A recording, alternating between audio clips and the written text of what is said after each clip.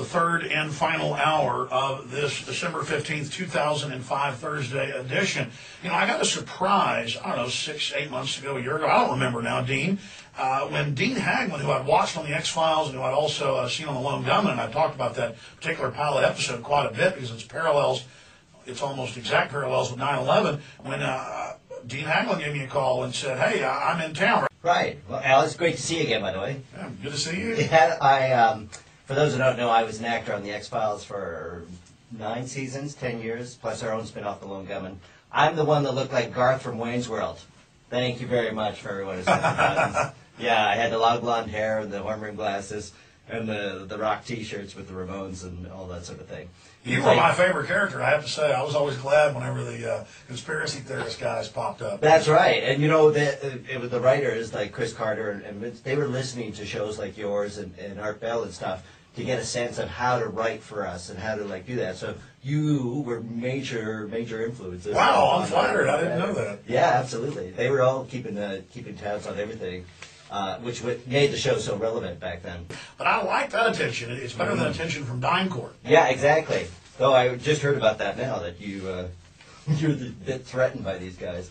Man, I tell you, these are the guys to be threatened by. Well, you know, this just is a testament to the good work you're doing. I mean, if you didn't have that kind of influence, they would just ignore you completely. It actually just gives me the willies. That type of evil gives me the just. Where does that come from? It's like another universe. It is another. Well, and it's that level of fear on those corporate structure parts that just indicate that there's a huge cultural shift coming that I've seen over the last year. You know, since we talked in this documentary that I've been shooting.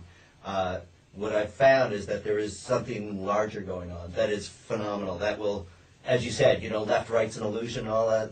We're somehow having this ability to see past these illusions, to see past these power structures that will just, I think, tear down the walls. Well, it's like selling icy, frosty lemonades in hell. I mean, 10, 11 years ago when I first got started, people were perceptive and receptive, but nothing, I mean, it's light years now. Yeah. I mean, there's almost a danger to that, though, because then people are so ready to, you know, I'm wondering 2 weeks after the London bombing, is it a government operation? And then mainstream newspapers are saying it.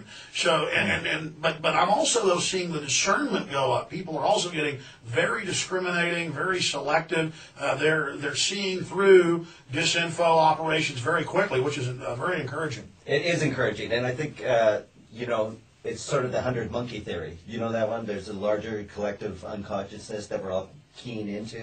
And once that happens, then, you know, they can make all the threats they want. They can do all the sort of power grabs and pass all this legislation that turns it into a police state.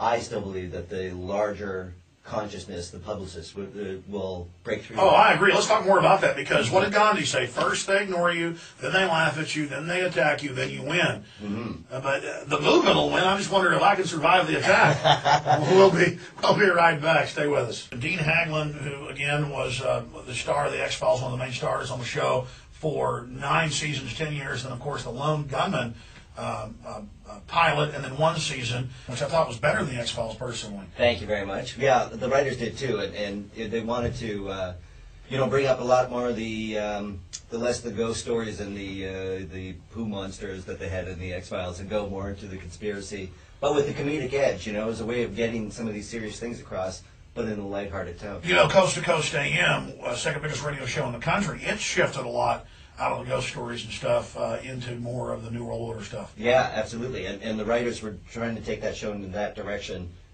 in an entertaining fashion, a way of bringing these ideas into the public forum. Is that because that's what the fans and the public wanted, or is that because that's what you guys wanted? I think it was a combination. You know, the popularity of the Gunmen had a large conspiracy contingent to it, and so they were going after that fan base and less from the shippers and the, you know, who loved Mulder and who loves Scully kind of thing.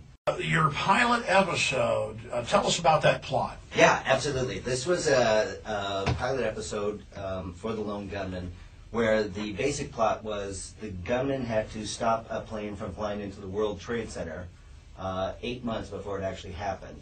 So when we got the script, it said, you know, plane, World Trade Center. They filmed an entire airplane. They had a green matte screen, so they put the put the shot of the New York skyline in with the plane flying directly at it, and just seconds before we get computer control, we get it back to the pilots, and the pilots can pull the plane up and avoid hitting the World Trade Center. And part of that plot was that, as it said in the script, that this was to start an international war on terror. That this was, the Cold War's over, and that for the arms race to continue and keep the economy going, that they would start an international war on terror by flying the plane into the World Trade Center.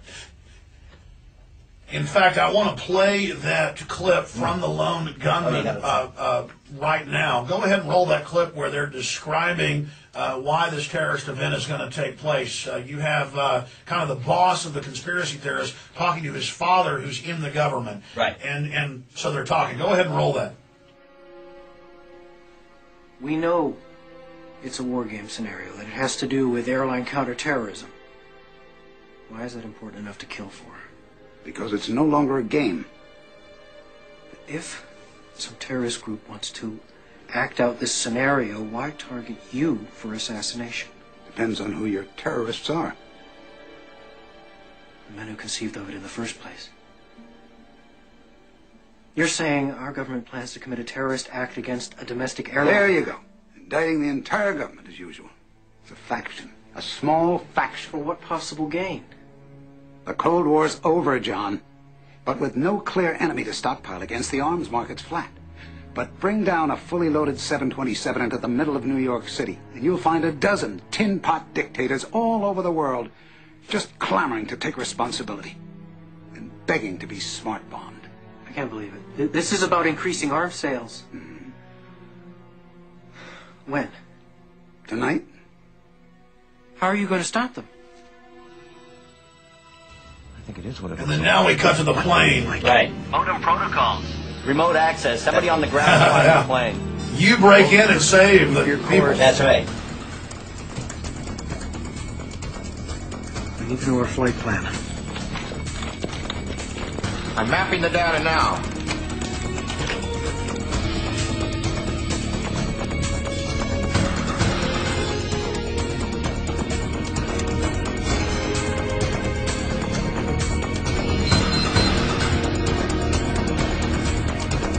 Liars.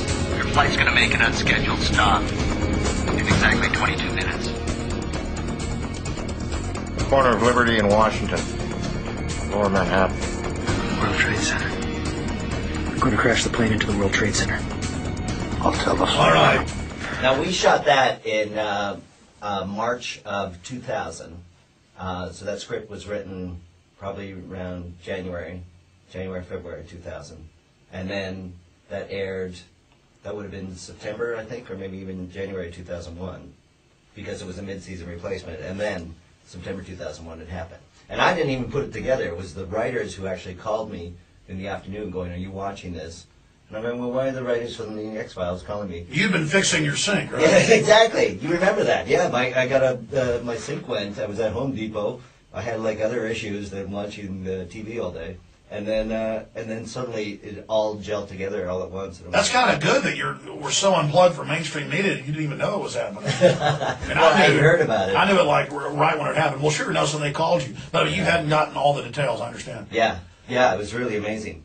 And it was a great day to go to Home Depot that day, by the way. I should point that out. Nobody was there. Nobody was there, and everybody was really helpful. So Chris Carter called you up. Yeah, it's actually Vince Gilligan who called me up and said he was watching that, because Vince was he was the real spearhead for getting the Gunmen to the air. Chris Carter and everybody were involved in writing it, but they were also involved with trying to save season 8 of the X-Files and bring that show to a close somehow. So the focus was split. The writers were writing Lone Gunmen episodes and writing X-Files episodes at the same time. I actually saw news articles where Ashcroft went to Hollywood after 9/11 and said, "No more bad stories on us. We want you to work with us." And then I remember hearing that in a news article that Fox didn't like the Gunmen because it was anti-government. And then I remember seeing that you guys had gotten good ratings and it was a very popular series. Why cancel a winner? Yeah, well, there's a series of reasons, including I wrote a comic book called Why the Lone Gunmen Was Canceled, because it's such an involved story that involves not just, bad ratings. I'll get off the air. The ratings were good. The show was fairly, inexpensive. We were shooting up in Vancouver, so it wasn't about cost. Chris Carter and Fox at this point started having a bad relationship, so that may have played into it. But yeah, there may have been a larger. Well, just a microcosm of that. I mean, I've been on local radio, #1 show at night against everything, making the station tons of money.